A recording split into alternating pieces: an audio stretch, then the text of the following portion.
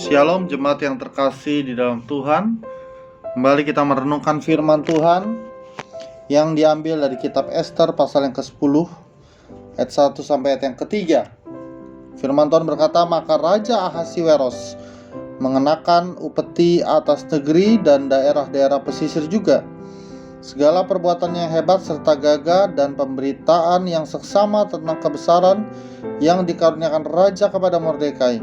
Bukankah semuanya itu tertulis di dalam kitab sejarah raja-raja Media dan Persia?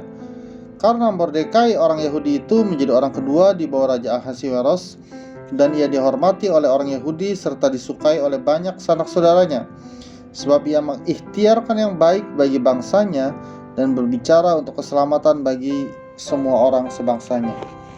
Jemaat yang terkasih dalam Tuhan, kita tahu bahwa dalam konteks ayat ini bangsa Israel sedang ada di pembuangan. Tetapi janji Tuhan kepada bangsa Israel tidaklah pudar.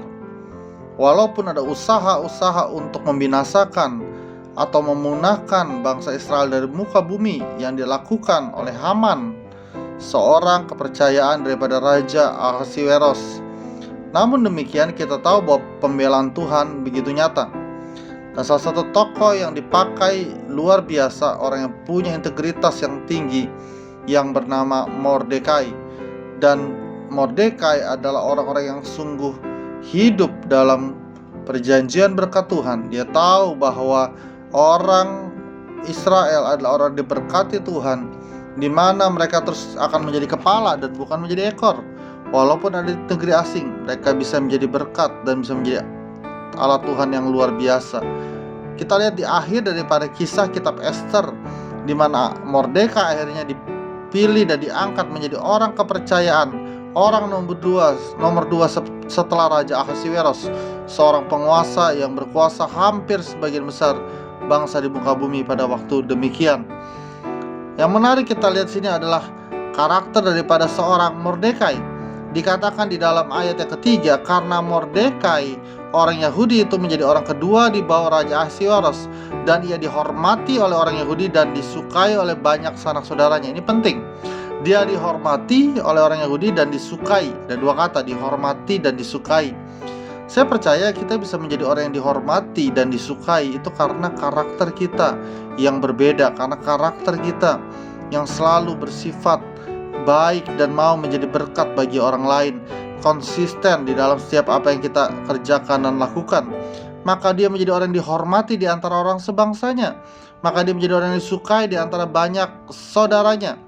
Dikatakan sini sebab ia mengikhtiarkan yang baik bagi bangsanya dan berbicara untuk keselamatan bagi semua orang sebangsanya.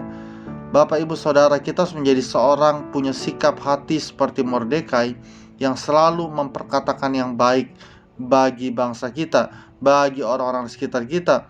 Kita harus menjadi orang yang mendeklarasikan hal-hal yang baik, keselamatan yang besar bagi orang-orang, bagi bangsa kita. Saat ini bangsa kita, gereja kita membutuhkan orang-orang yang berikhtiar, membutuhkan orang-orang yang mendeklarasikan, membicarakan tentang keselamatan, membicarakan tentang terobosan, membicarakan tentang kemuliaan Tuhan, bukan membicarakan kematian, bukan membicarakan hal-hal yang menakutkan, tetapi hal-hal yang membawa kepada kehidupan.